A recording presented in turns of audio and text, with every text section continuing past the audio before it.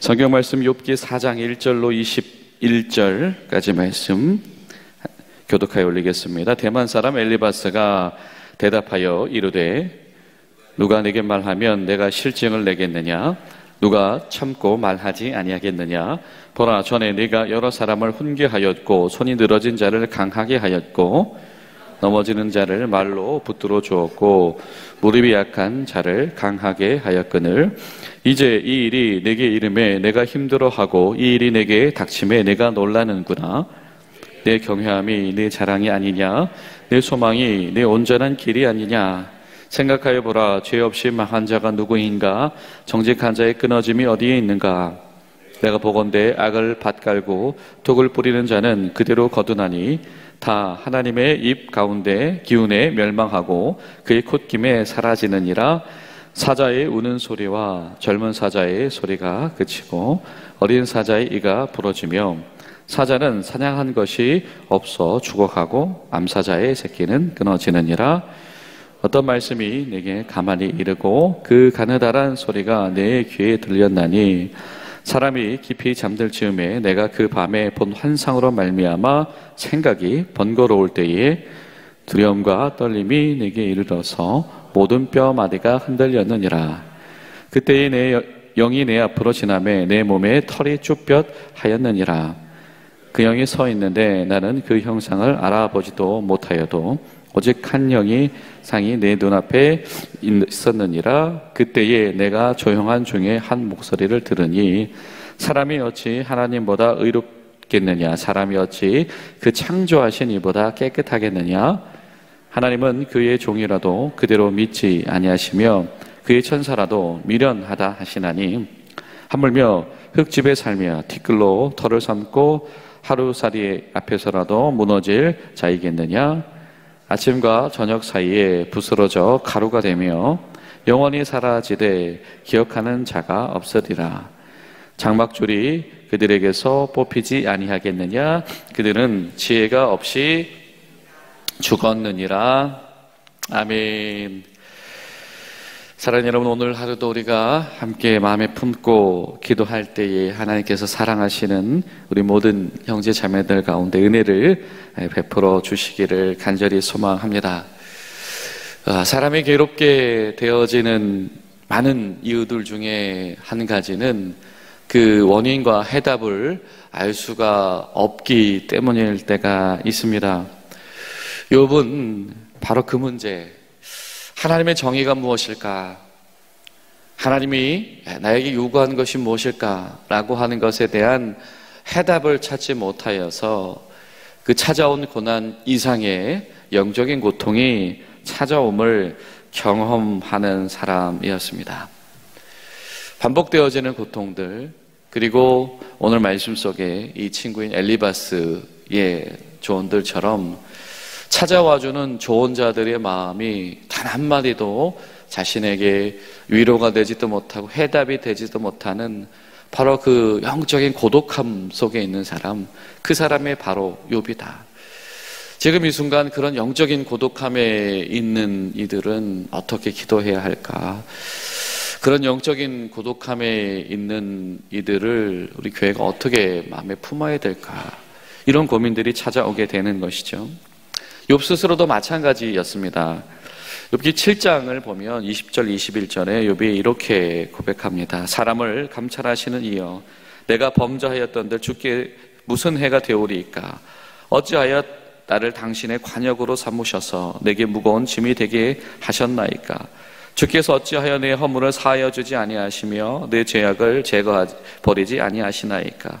내가 이제 흙에 누우리니 주께서 나를 애써 찾으실지라도 내가 남아 있지 아니하리다. 하나님, 이제 나는 멸망의 길로 갑니다. 하나님, 이제 나는 이제 끝인 것 같습니다. 하나님, 분명히 하나님 지혜가 있으신 분이신데 하나님, 왜 나에게 이런 고통을 안겨주셨습니까? 하나님 지혜가 있으신 분이신데 왜 나를 그대로 내버려 두셔서 혹시라도 이것이 내 죄 때문이라고 한다면 왜 하나님 나를 지켜주지 않아서 이런 죄 가운데서 이런 결론을 당하게 하십니까? 하나님 혹시 원하시는 것이 이것입니까? 라고 하는 질문을 스스로 하고 있는 것이죠. 뒤 13장을 가도 욥이 또 이렇게 고백을 합니다. 24장을 보면, 4절을 보면, 주께서 어찌하여 얼굴을 가리시고 나를 주의 원수로 여기시나이까. 이 답을 찾지 못한 이의 고통에 가장 극심한 결론은 하나님 나 미워하시나 라고 하는 것이다 라고 하는 거죠. 주께서 어찌하여 날리는 낙엽을 놀라게 하시며 마른 건부를 뒤쫓으시나이까. 하나님, 이제 나는 다 생기가 다 떨어져서 아무것도 아닌데 왜 하나님 거기에도 계속해서 이렇게 하나님 무언가를 지금 하십니까? 라고 하는 것이죠. 주께서 나를 대적하사 괴로운 일들을 기록하시며 내가 젊었을 때의 지은 죄를 내가 받게 하시오며. 하나님, 더 찾을 것이 있으십니까? 하나님, 내가 더 내어놓아야 되는 것이 있으십니까? 그러니까 도무지 답을 알 수 없다 보니까 욥 스스로조차도 계속해서 그렇게 무너지고 있는 것이죠. 그러다 보니까 어떤 마음의 상처가 자리 잡냐면, 하나님 나 사랑하시지 않나? 하나님 아직도 나에게 더 책망할 것이 남아 있으신가? 바로 이렇게 되어지더라라고 하는 것이죠. 여러분, 하나님이 사랑하시는 사람, 하나님께서 자랑하시던 사람 욥에게도 그런 인생의 절대적인 쓴뿌리와 고통이 찾아오더라라고 하는 것이죠. 그리고 이것이 더 고통스러운 것은 주변에 있는 다른 어떤 사람의 힘도 그것에 대하여 도움과 위로를 줄 수 없더라라고 하는 것입니다.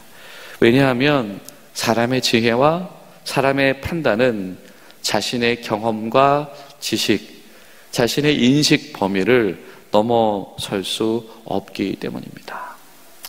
엘리바스도 지금 그의 마음의 진실한 어떤 의도가 무엇인지를 우리가 명확히 알 수는 없으나 어찌되었든 선한 말로서 욥을 지금 위로하고 있지요. 그러나 이 엘리바스에게 드러난 한계가 무엇입니까? 1절과 5절을 보면 엘리바스가 이런 이야기를 하죠.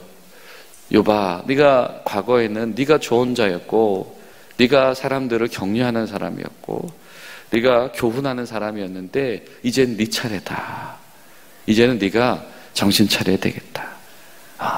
받아들이기 어렵겠지만 이제 너도 배울 준비를 하고 이제 또 회개할 준비를 하고 이제 돌이킬 준비를 해라 라고 하는 것이죠.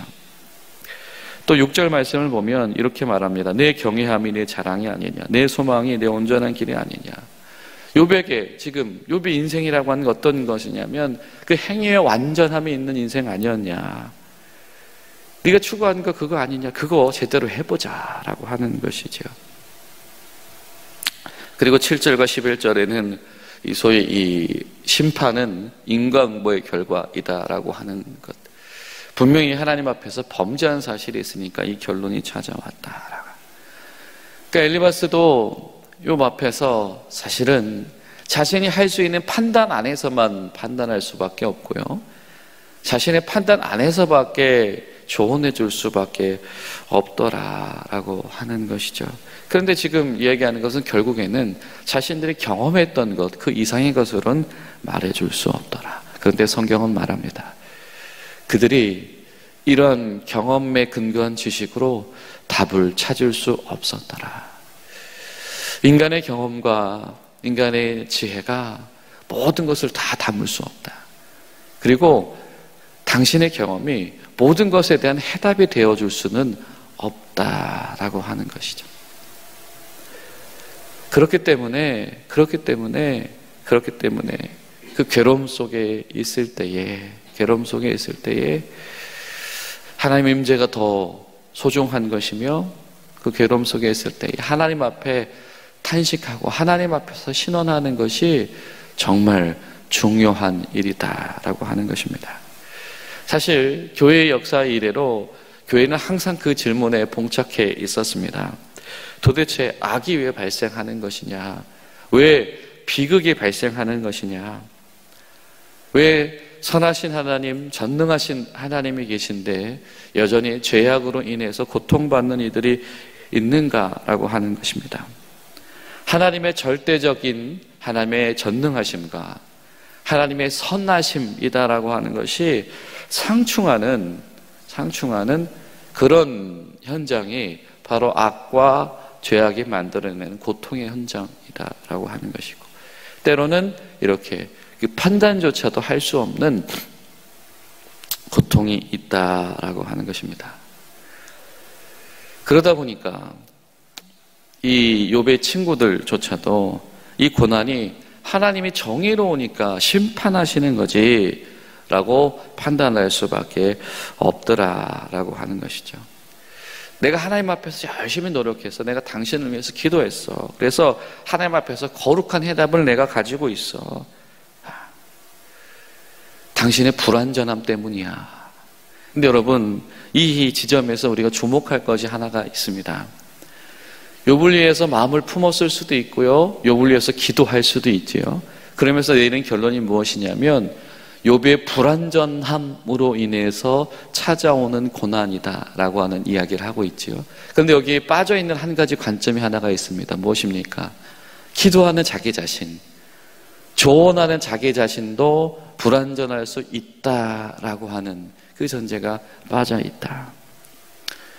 이런 때는 우리가 성급하게 해답을 주려고 하다가 때로는 성급하게 우리가 그냥 이렇게 잘 한번 이렇게 세워보려고 하는 선한 의도 가운데에서 하나님의 인도하심과 어긋날 수도 있겠구나. 이것이 오늘 말씀 속에서 우리에게 드러내시는 부분입니다. 하나님의 심판이라고 하는 것, 하나님의 공의와 정의라고 하는 것은 우리가 말씀 속에서 물론 발견해낼 수 있지요. 그러나 우리가 그 말씀의 지혜 안에서 우리가 하나님처럼 완전하며 하나님처럼 자유로울 수는 없습니다. 타인의 고통의 문제를 단순히 이 나의 경험과 지혜로 이렇게 결론 지어서는 안 된다라고 하는 것입니다. 하나님이 경륜하시는 그 세상에 지금 하나님의 의미를 발견하기 위해서 애쓰고 있는데 때로는 그 하나님의 의미가 굉장히 높은 곳에 있어서 다 알 수 없을 수도 있다. 하나님의 계획과 정의를 완전히 포용하지 못한다라고 했을 때 정말 욥에게 필요한 것은 무엇이었을까? 근데 여러분, 저는 이 성경에 이 욥의 새 친구가 존재한다라고 하는 것이 저는 힌트다라고 생각을 합니다. 하나님께서 욥에게 이 도움도 되지 못하고 때로는 해답도 되지 못하는 그런 친구들을 곁에 두셨다. 그리고 그들의 지혜가 그의 고통 가운데에서 큰 역할을 하지 못했다라고 하는 것을 드러내신다라고 하는 것은 이건 반증이다. 고난 가운데 있을 때 친구의 역할이 중요하다. 고통당하는 이들 가운데에서 참된 친구가 되어주는 것, 기도의 후원자가 되어주는 것이 정말 중요하다. 그냥 타인의 고난, 나의 친구의 고난도 결국에는 타인의 고난일 텐데 타인의 고난에 대하여서 나의 지식과 지혜로 접근해서 그냥 답을 내어주는 것이 아니라 그와 함께 진정한 친구가 되어줄 사람, 그와 함께 진정한 이웃이 되어줄 사람이 필요하다라고 하는 것이죠. 그리고 우리가 하나님 앞에서 우리 신앙의 길을 함부로 말하지 말아라. 엘리바스는 말하고 있죠. 하나님께서 이거 정제시키시는 거야. 정금처럼 만들려고 그러시는 거야. 그러니까 너 알지? 너도 그랬었지?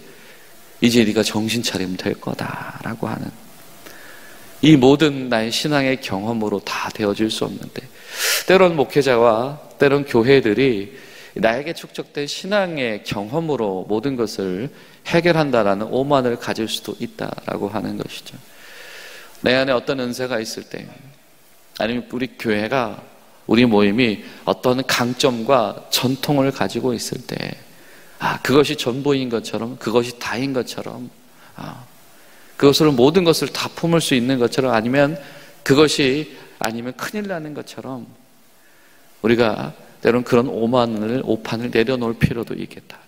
교회가 늘 하나님 앞에서 겸손하며, 교회가 늘 하나님 앞에서 하나님께서 친히 내려주시는 그 생동감 있는 은혜와 생동감 있는 해법, 그리고 생동감 있는 손길을 늘 간구하는 그런 겸손들이 교회들에게 필요하겠다라고 하는 것입니다.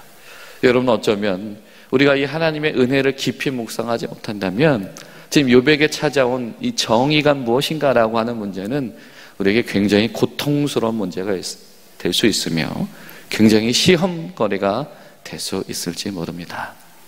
그리고 실제로 우리 가운데에 이 문제로 인하여서 굉장한 시험거리 속에 빠져 있는 분이 계실지도 모릅니다.